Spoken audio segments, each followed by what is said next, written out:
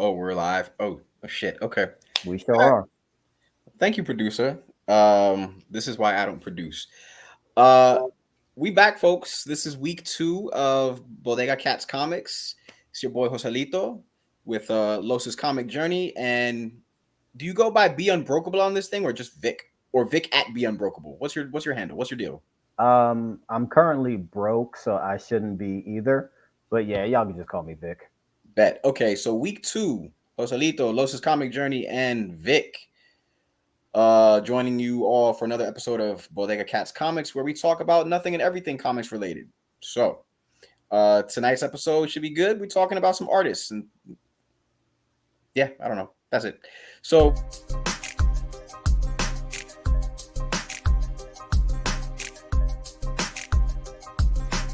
Bodega Cats Comics. Meow.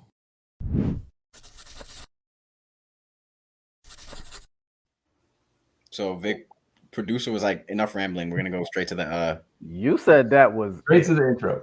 I was just going off script with you. That's fine. You know what? I think we know we are playing off each other's styles. I was just like, oh shit, I had more to say. Also, by the way, you know what? Side note: today is actually National Jose Day. Okay. So yeah, that's the thing. It's actually National Jose Day. So I don't appreciate being cut off like that. I'm sorry. It's fine. You know what? You know, I'll drink to you. This is water. Sponsored by water. Is it the? Sure. It's not the. It's not box water that you poured into a glass. It's tap water. No, Is it it's tap water that I poured into a filter that I haven't changed in a few months, and then like I just do it to myself to think I have filtered water. Shout you out go. to you for drinking tap water still. You get know, the placebo effect. Yeah, you think you're cleaning it when you're not, but I buy the bootleg filters off Amazon for my Brita filter because I'm broke. Yeah, I have another channel called Stay Rich, Do Broke Shit with Vic. Um, anyway, today's episode is brought to you by the No Name Grocery down on Grafton Street and Mendon here in Hey. Worcester, Massachusetts.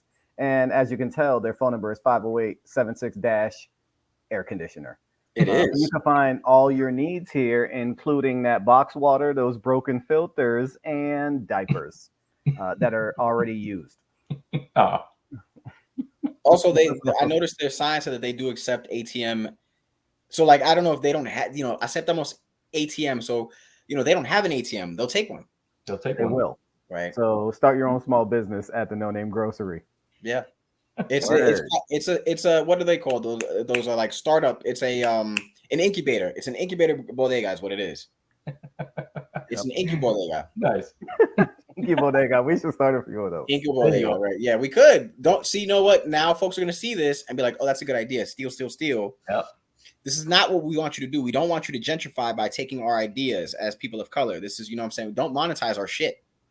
Like, you can enjoy it and laugh, but don't be like, thank you, Bodega, because I'm gonna know who the fuck came up with that shit. I'll be like, I coined it tonight on Bodega Cats Comics episode 2. It's recorded. It's recorded. It's on I file. want to agree with you by saying don't monetize our ideas, but can you stop monetizing our ideas? Like that's No, I probably mean- the best way to say it. Okay, fine. Can you stop monetizing our ideas? Is that better, producer? I'm just saying, man. That's You know fine. what? Why are we here Fair today? All right. Why are we we doing? You know what? Oh, So let's actually talk about comics, right? That's what we're here for, right? I mean, well, we did kind of say we talk about nothing and everything comics. So that is what we do. we started with the nothing. Now let's go to the comics. So today's episode, so we kind of came up with some ideas. We kicking some things around, and one of the things we came up with was, you know what? Let's do a artist before and after, or kind of like, where are they now kind of deal. Let's look at past and present, right? To see if these artists are still relevant, if any styles have changed, if they were bad and they gotten better over time, or if they were good back then and now they're shit now. We don't know, right? So we each picked an artist that we wanted to go through, and we're going to show a couple of different covers. We'll go through either some decades, if artist is kind of old, or if they just have different styles or whatever it is. But we're going to try to do some different eras that they've done, and We're all gonna kind of go through it. We'll discuss our covers that we picked, the artists that we picked, and we'll have about a minute for each cover to kind of explain what you liked about it or whatever. And then we will have kind of, little debate discussion on, what we think about the covers in question. And we'll do that for all four of us. We'll go around, or go all three of us, for all four of our covers. We'll go around the room and we'll kind of discuss it. All right. And that's what this episode's going to be today. So hopefully you guys enjoy the books that we chose and the artists that we chose. All right. And let's get it started. Who's going first? So let's go with you, Vic. Let's go with the producer. All Yeah. we could do that. We could do that. Yeah, get rich or die broke, whatever the hell your name is, right? Yeah, I stay that way. I was born broke, and I'm gonna stay broke, and I'm gonna die broke. I don't know any other way to do it. But before we do this, I hear people are giving things away. If people like, if people subscribe, so we want to make sure we get some of that going, and we're gonna give away a comic. So the comic we are gonna give away is this Green Arrow 32, second appearance of the Batman Who Laughs. For all of y'all who are loving that DC stuff is getting canceled, this spec is going there. So feel free to have that. But yeah, good cover. I found it in a dollar bin, so it could be yours for less than that. So imagine that free book. Wait to the end of the video for details on how to win that. There you go. So yeah, let's do this. Who did I go with? I went with Dennis Cowan. I think it's Cowan. I don't want to mess my brother's name up, but he is one of the founders of Milestone Comics, along with Derek Michael and the late Dwayne McGuffey, right? Am I saying that right? Yep. McDuffie. I said McGruffy. McGruff, Chicago, Illinois. No, Dwayne McGuffey. 60652. Yeah, everybody knows that one. But I had to go with probably one of these artists.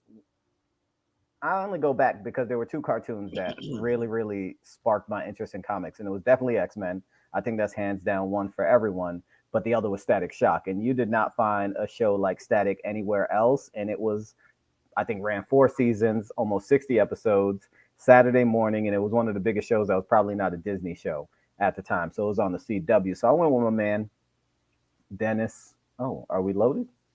Here we go. So we got that first Static. And this is a hit, came out in 1993, again, independent company. They met at San Diego Comic-Con, got together, and they said, we want to make books for the culture. So these 4 cats got together and they started writing books like Static, Hardware, Rocket and Icon, and they started writing great stories about different things that were happening. I believe Static is like trying to get away from cops when he bumps into the incident or transforms and gets his electromagnetic powers. There's also storylines that talk about young folks having sex and the issues they had with drawing condoms on covers. You also have the storyline from Milestone that has Rocket being pregnant, teen mom, and still having the baby while doing her superhero thing. So I did grab that, and I wanted to share. Not trying to flex, but I do have an original copy. So I have this here. I was lucky enough to find that in a bin somewhere one day, so I kept that. Oh wait, let me come back to the screen. Now I'm really flexing. I got my variant too.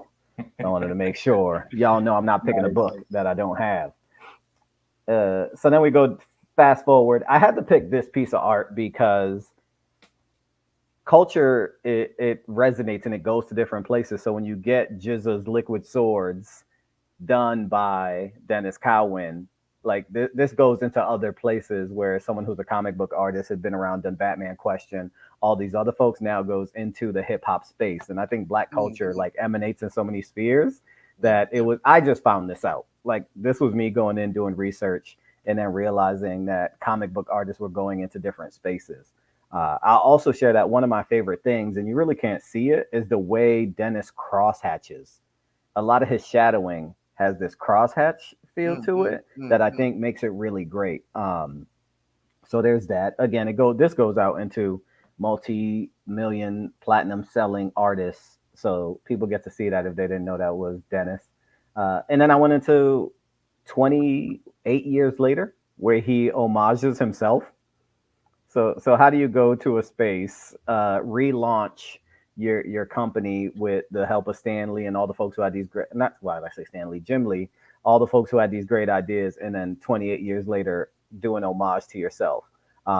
And then you have the advancement of technology where the colors are more vibrant. They were painting by hand in Milestone. So if y'all know the story to that, they were doing everything, penciling and painting each page by hand. So now you got the advancement in technology, the different coloring, and then even the change of style in the character for Static Season 1. And then as I was doing research, this isn't a cover, but I don't think I've ever liked the question so much until I saw this. And as I was talking to someone about black and white earlier, they spoke about the contrast in the usage of white space, but this smoke that's going around him creating that question mark is amazing. But then you have the suit in all black. This is all done with a pen and ink, right? And then as you could tell toward the right side of those buildings and the left, the crosshatch. And if you look at his face, you could also see that crosshatch going on. So yeah, that's me, Dennis Cowan. That was my artist. We're looking at a 28-year span of his work and someone who's still influential, not only in comic books, music, but in animation, with a show that launched all the other shows that ended up being DC shows, like Dwayne McDuffie ended up writing Justice League and all those other shows that were launched on Cartoon Network. So that was mine, Dennis Cowan, Milestone Comics. Very nice. Yeah, I mean I mean, honestly, like I didn't know too much about that artist, so it's actually pretty cool to like know some of the back history on some of his stuff. That sketch was awesome. I'm a sucker for sketch. If anybody does some original art, some sketch, I'm all in. I love sketch variants. So that's my jam. I love sketch variants. But yeah, because you can see the pencil work a lot more. Obviously, when you color something and you can make it pop or whatever. But I love the rawness of just like just seeing the pencil work. But yeah, I mean, I dig his style. I like the way it is. It has a different feel to it from like other things, like you said. And then like Static itself just had a different feel as a comic, as a cartoon. It just had a different vibe to it from the time, and I dig that about it. But yeah, I mean, I thought it was just made some cool covers. Right on. Thank you. Who's up next? I'll go. You'll go. I'll go. I feel like I'm the kid in class. I'll go. Get my shit over with. So I don't know. Victor was very analytical with his choice. I mean, he broke down black influences, hip hop. You even talked about like the shading of the black and white image of the question. Mine ain't that deep. Mine is just like, look, here's an artist that I remember from like when I was a kid, and this is where he is currently.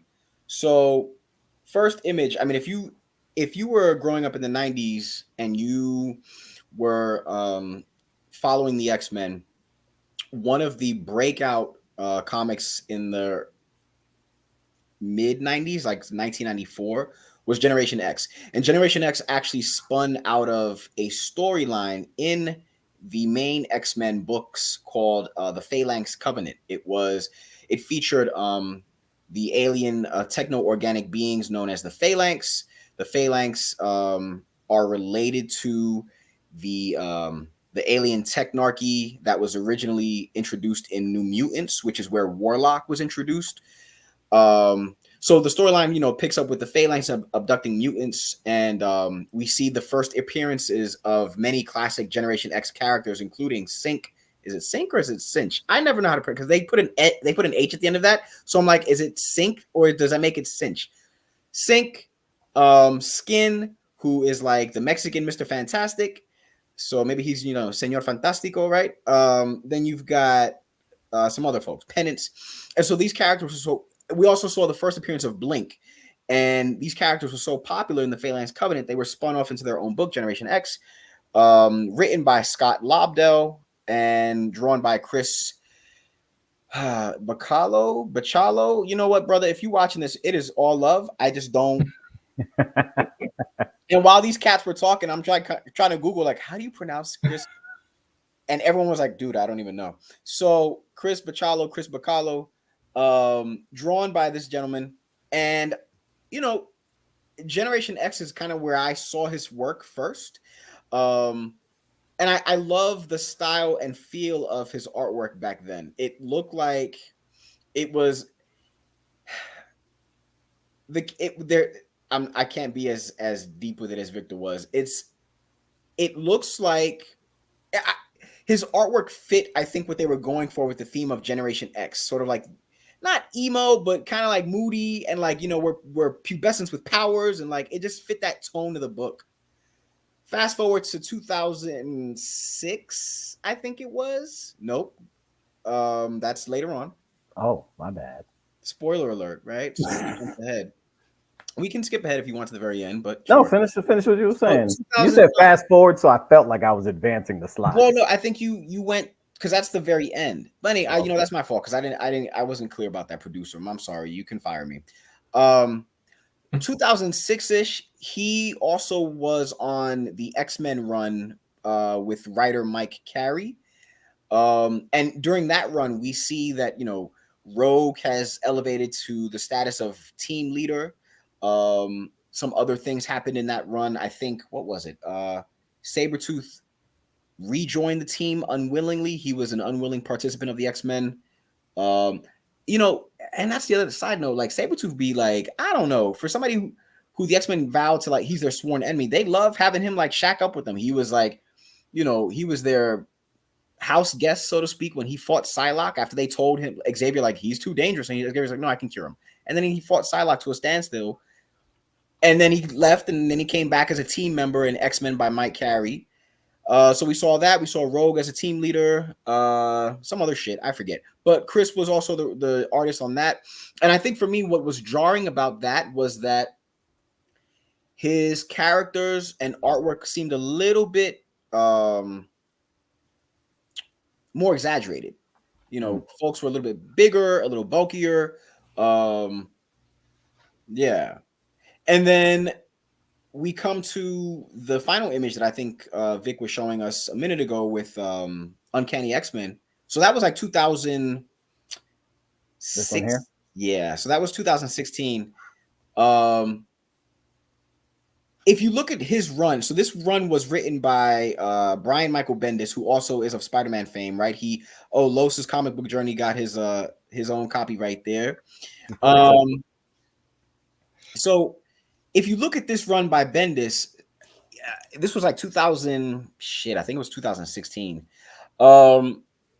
This is where Los and I were talking about this before the telecast, podcast, view, whatever the hell this shit is. Before we went live, we were talking about this shit, and I think this run was where Ilyana Rasputin, aka Magic, went from being sort of like this like cult character to more of like an iconic. This wardrobe, this outfit she has here, which is drawn by Chris Bicalo, became one of her more iconic costumes. And she had gone through like a bunch of shit. First she was a member of the New Mutants in the 80s, and then Marvel killed her off in 1993 in Uncanny X-Men number 300 and I think it was 303, I think it was. And then she was dead from like 1993 until 2000. I don't even know, like the early 2000s. Then they brought her back. And her popularity has grown. And I think it was this run with Bendis where Ilyana was cemented as like a key figure in both the X-Men and then by extension the Marvel Universe at large. The thing though is that when he introduced this version of Ilyana, a few things stood out to me as kind of jarring. Number one, aside from her signature bangs are what distinguish her from other characters like Emma Frost and whatnot. But there were instances where you couldn't distinguish her between Emma Frost, between the Stepford Cuckoo sisters, because like some of the things that made Ilyana just weren't visible. The other thing too is I think the Soul Sword, right? So looking at it right there, it's fucking huge, and it's also not functional in battle. I don't see how this could function as a fighting weapon. I also shared, the Soul Sword has been drawn and redrawn and reinterpreted a number of times by various artists over the decades, right? These are some examples. So you have, I think, more of so the one up top that looks like that was closer to her her time on Uncanny X-Men, written by Brian Michael Bendis. I think that was it.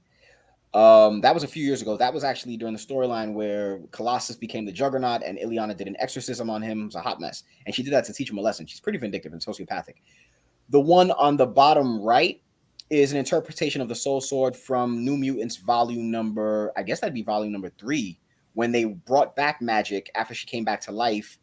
And that was one of the artist drawings of the Soul Sword. And then, of course, the one on the left is the popular one that Chris drew. Now, I went on a super tangent. I know that. But I'm saying all that to say, number one, different artists have drawn the Soul Sword over the years differently. Number two, Chris's interpretation just was wildly just not realistic. The other thing, too, is I think by the time Uncanny X-Men came about, and he had also drawn, around this time, he'd also drawn Doctor Strange. I think there was a Doctor Strange series that came out. A lot of his artwork was just really exaggerated. But I think when I think of Chris's work, I think back to Generation X and how more subdued, more contained, if you will, that work was. Whereas like everything now seems to be grossly exaggerated. And sometimes, unfortunately, as a reader, when I'm reading some of his panels in Uncanny X-Men or Doctor Strange, it was hard for me to make out what I'm actually looking at in the panels. There was one, I remember there's one panel of Uncanny X-Men where Illyana is teleporting, and as she's teleporting, there's a series of like, or a number of skulls behind her, and I'm like, why the fuck are these skulls there? What are they there for? It's not part of her teleporting signature move. Like when she teleports, she doesn't create skulls. Why are these skulls here? And I guess it was part of, his interpretation of, well, she's demonic and blah, blah, blah. But like we had never seen that shit before. So I'm like, are those actual skulls? Is that meant to be like skulls? Is that like part of her teleporting power now? What is happening? Yeah, mine ain't that deep, but that's it. It went from like looking more, I don't know. What about these other two? Oh yeah, so that was actually that was Uncanny. That was X-Men. Where was that from? I don't know. You know what? That was from a few years ago. But even that, the artwork there, it's not as like exaggerated, and the character, like you can discern who looks like what. Like that's clearly Psylocke. I will say though, there are so many blondes in the X-Men. You have Emma Frost, Magic, Dazzler, Boom Boom, the Stepford Cuckoos. You could put any one of them in any of each other's costumes, and you wouldn't know if that's actually who that was, right? Yeah. This is okay. So this is X-Men number 200 by Chris Bacalo. Forgive me. Yeah. I mean, and I like this cover, but I think over time there are certain scenes in books where it's just hard to discern from one panel to the next what the hell I'm looking at. But when you got it like this, when it's set up like this, I know what I'm looking at right now. It's fine. Yeah. Go ahead and do the meow thing because I'm all tapped out. I ran out of meows, but I think his name is Chris Bacalao, if I got it right. Oh, there you go, Chris Salty Codfish. No, Chris, it's so funny. Yeah, that's how I would have read it. Bacalao. So Chris Bacalao. You know what, Chris? If you're watching this, which you probably aren't. Bacalao. It's Bacalao. We're done. We decided that. Chris Bacalao. Bacalao. Yeah. Chris Bacalao, because now I want some with some white rice, and I haven't had it in a very long time. We'll take care of it. With tostones, though. You need tostones with it too. Right. So we could do that. Also, Chris Bacalaito, right? I do enjoy some bacalaito too. Bacalaito frito. So we can. Yep. So henceforth, you are Chris Bacalaito frito. But I say that in love, right? It is all love. So anyway, that was a huge ramble. I don't know if you folks had a chance to like even just look up some other examples of Chris's work. I think again, his style when he's drawing something, like he's a good artist. He just what I've noticed is progressively from 1994 when I first stumbled upon him in Gen X through Uncanny X-Men in 2016, 2018. His style seems to be more just there are certain panels that just don't look realistic. It's almost like the Liefeld effect where it's like these huge muscles and what purpose do they serve? Right. I was going to share. You mentioned that, right? Like you go with the Generation X and what was happening in the '90s. I'm picturing. I think we spoke the other day that there was a live action movie, and there's this whole idea of technology evolving, right? And it's more pre Matrix, but around that Lawnmower Man time where things were Yeah. stretchy and they were sharp. And you think about like shows like Eon Flux and the Max, and those are derivative of other cartoons. I mean, of comics and just the way it is. And I think what was happening in society with technology also shows up there. Like even the characters like Blink, Sync, like what are these names and what do they do? And then you go to that Magic cover with Uncanny X-Men, and there's still exaggeration. Like her Mhm. bangs go all the way off the page. Like if you notice that those two things, they go Mhm. whoop whoop whoop, and then he almost has this Frank Cho effect while even Yeah. using negatives. Or Like the Van Gogh. sword, yeah, the sword doesn't have lines on it, but I she's also am in confused that space. and I'm confused as to what the black, like those like tongs or spikes are in the sword. Like, Well, that's what the light emanates from, right? Like well, it's so kind but of that's the thing. So like, it's confusing because like, is the sword, are those the black sort of like staff of it, if you will? Like, it does it hold the shards of the sword together? Like, because in the most recent run of the New Mutants, the Labors of Magic, her sword gets shattered, and when it's shattered, um, the shards of the sword are, scatter about, but the sort of like the staff the of it, if you stem of will, it. Yeah. is just like the stem. Yeah, it's still intact. I'm like, what is this? And I couldn't decide for the longest time if it was a stem. Thank you, Vic. A stem, or if it was like almost like a wrapping around of the sword, like if it was like leather kind of wrapped. I couldn't decide what the hell that was. Yeah. Um, very confusing. Very confusing. But still, I, like Lowe's pointed out, it's still like, because of that, it's become like one of her most like iconic looks. I think it's. I'm not a fan of it, but I appreciate that other fans enjoy it. I think it's stupid, but yeah. no offense, Bacalao, but I just, yeah.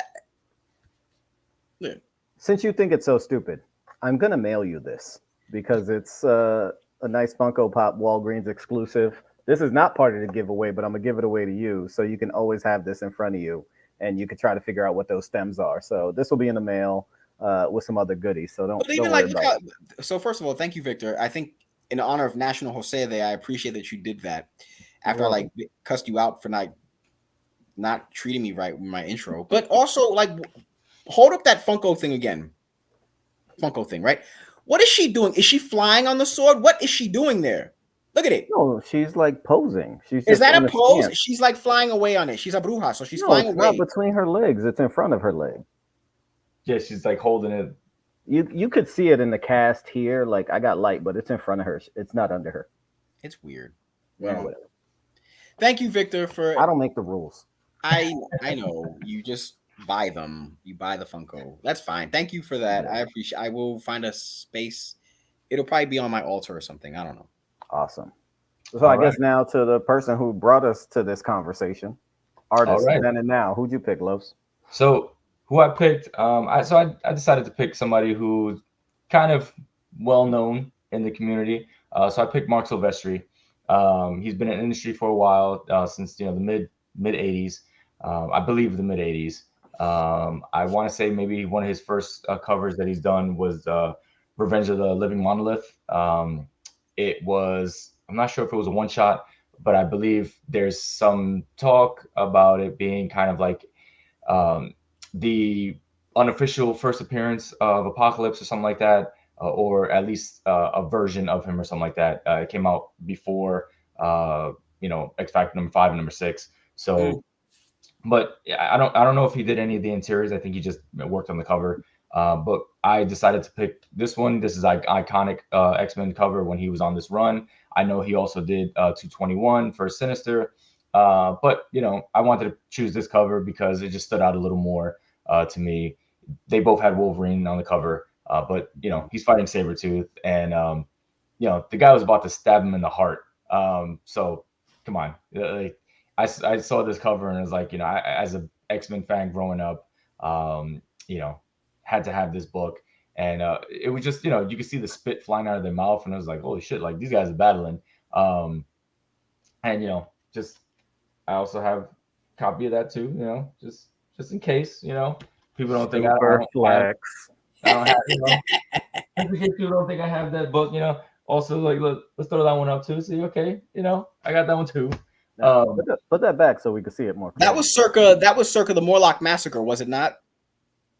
I believe so. Because I believe that cover with Wolverine and Sabretooth is when Sabretooth is at the X Mansion and Psylocke is like trying to use Cerebro, and then he attacks her, Sabretooth, and she throws like a dumbbell at him, and he's like, "Rawr, a dumbbell," right? I remember that. Yeah.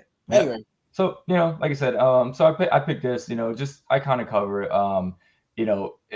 I like the definition in their faces.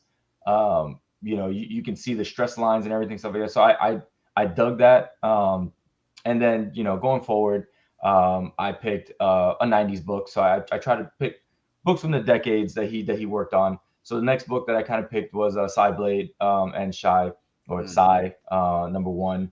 I want to say this was a one shot as well, but I'm not sure.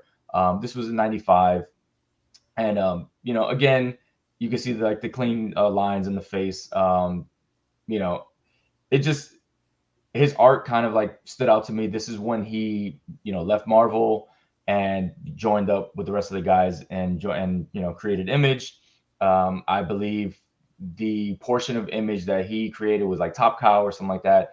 He also did some other titles for this run for his forgot some of the titles that he worked on, but very similar 90s kind of style. But you can see a little bit of the difference of this is a little more cleaner than the work in the 80s. And just, I don't know, again, it just maybe the transition of the style or the the technology of the time started getting a little better. Who knows? But you could see there was some differences in his artwork. The next one is we jump into the 2000s. So this is Ghost Rider number 28. This was from like 2008, and this one just a cool ass cover. Yeah. And I believe he also did a B cover or variant cover, and it's the opposite side, and it's like the Ghost Rider's like blue and the background's red or something like that. So it's kind of a reverse effect. They're almost, if you put them together, they're almost kind of like looking at each other. It's pretty cool ass covers. And again, you can see now going from the it almost looks more computerized, right? So like the 80s stuff looks like it's hand drawn on paper and stuff, and now it looks like it's more computerized. I don't know if it is. This could still be paper, but it does have that feel to it. And this kind of felt more like when he was drawing Darkness and Witchblade and stuff like that. This kind of felt like in that kind of vibe when I see this, just because of like the fire coming off Ghost Rider's like bike, all those like kind of spikes and everything, is very similar to that. Darkness had all like the shredded like robe and stuff like that, so you could kind of see kind of like the similarities with like Ghost Rider's foot. You see kind of like the almost that same vibe to it. So I got that feel from it. But it just looks like he at least attempted to evolve his style a little bit, with the times, right? He didn't just stay with this, a little more old school kind of style. He kind of switched it up a little bit. So I was appreciative of that.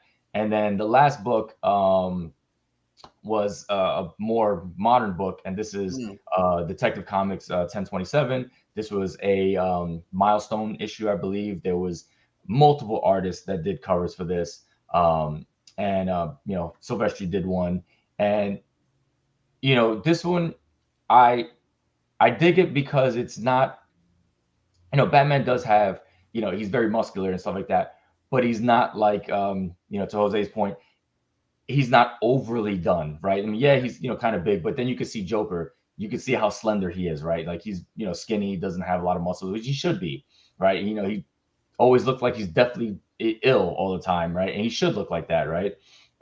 So I kind of dig that, right? I mean, I think there's like an Adam Hughes, I want to say an Adam Hughes cover, something like that, of this, and honestly, like I love Adam Hughes, but it doesn't look good, right? For me, it's not a good cover, right? So when I saw this, I'm like, oh, it still fit his style. You can still kind of see like the lightning behind it. You can still kind of see that um, darkness, Witchblade kind of vibe to it. But he put the spin on it with Batman and stuff like that. And again, I like the fact that it's not overly done, right? I mean, he could have drawn Batman extremely big, and he didn't. He's a little more streamlined. You can see his waist is really narrow.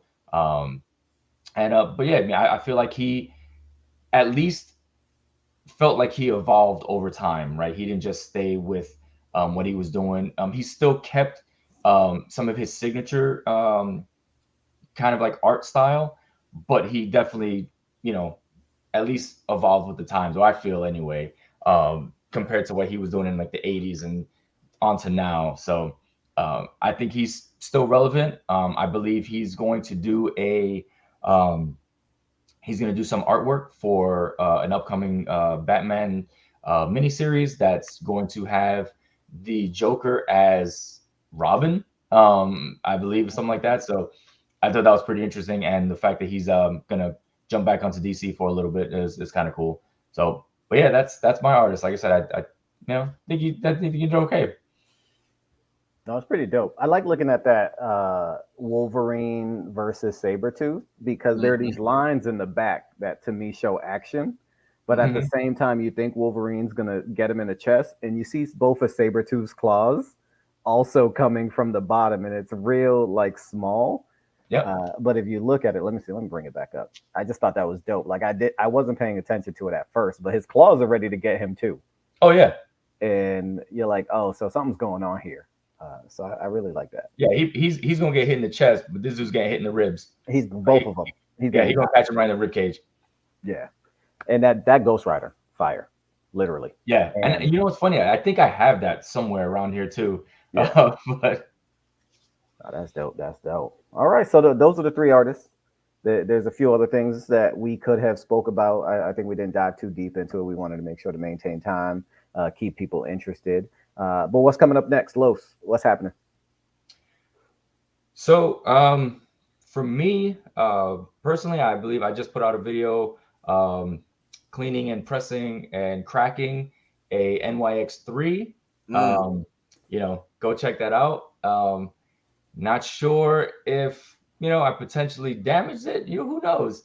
But that was cracked and pressed to get signed. It is at CGC right now. It has been submitted or it's been received, and it's in the system. It's saying it's being graded. So hopefully that book actually comes back soon, and I can do an unboxing. Maybe I'll go live with that, and who knows? Hopefully, it at least stays the same grade that it was. Um, Yep. So I don't have the double signature like you do, but I do have the Yeah. Joe Quesada. So don't know Jokers. why he didn't sign on the all green part and more on the black, but whatever. Um, but yeah, so hopefully that goes pretty good. But yeah, that's out there, and look forward to this next episode that we do. I know we've been kicking around some ideas, and hopefully we got people coming back to check out the next one. Dope, dope, dope. Jose, I know you don't got a channel. What you reading? A channel? Oh, like a YouTube channel. Nah, this is my only thing. What am I reading? I feel like you're gonna be ready to read Midnight Suns tomorrow. Oh yeah, this is it's the 13th of September, so this will be launching on New Comic Book Day. We'll make sure to get this out. But Midnight Suns comes out, and what else? Batman v Robin one Ah, comes out, and Middleton did a real good cover talking about Middleton. Mhm. Yeah, Word. Yeah. I'll what find you some shit. reading? And I'll just, huh? What? I said, what I'll you find reading? some shit. Yeah, I mean, I these days my comic book collection is sitting in my sister's crib in Brooklyn. And every so often we have this conversation where she's like, you really got to get this shit out of here. And I'm like, don't you fucking dare throw it away. And then I go back home and I forget about it. So I'm like, and then she reminds me every like, I don't know, 2 years, like, yo, like this shit is taking up space. And I'm like, oh yeah, I forgot about that. And I have all this shit from like the 70s, 80s, 90s, 2000s in just boxes. And so these days where I'm at with my collection is I don't have the space in my current apartment to physically buy things, but I also want to stay abreast of what's out there. So a lot of times, I'll just be reading some online shit. Or, I will debate shit with, fans on the message boards. I'll be like, look, bitch, that's not how it should be. Okay. It should be drawn like this way. Don't tell me how Bacalao was supposed to draw it. I know how it's supposed to be, right? Yeah. So, that's my shit right there. It's just, I think, just like staying on top of shit without actually having physical copies. So, but I miss when you guys hold up those issues. I'm like, man, I miss that because I used to, but no, I just don't. No. I think me and Vic know a local like shipping company that can pick those up for you.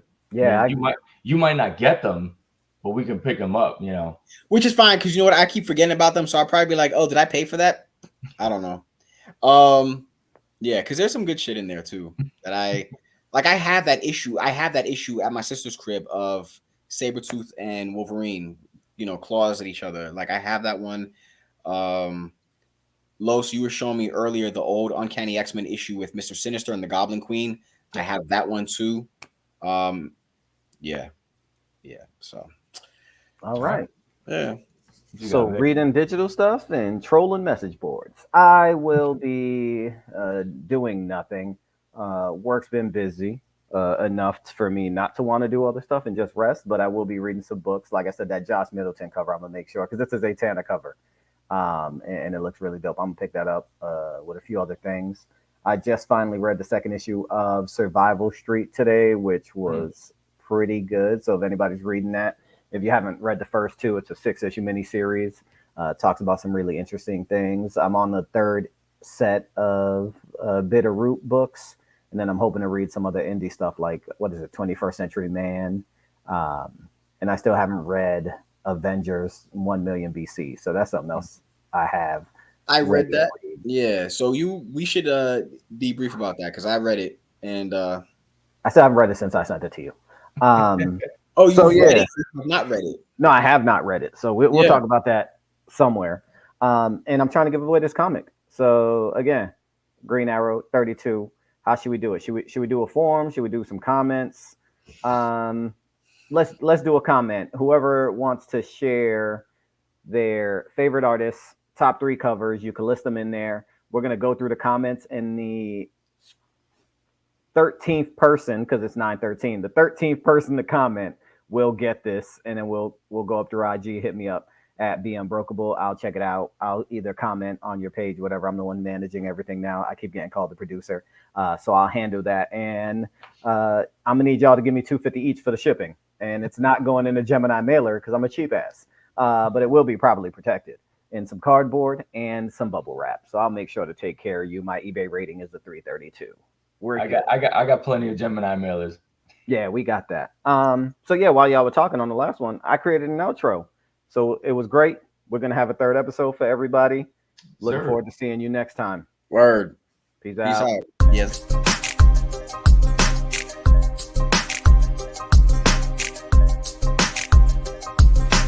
Bodega Cats Comics. Meow.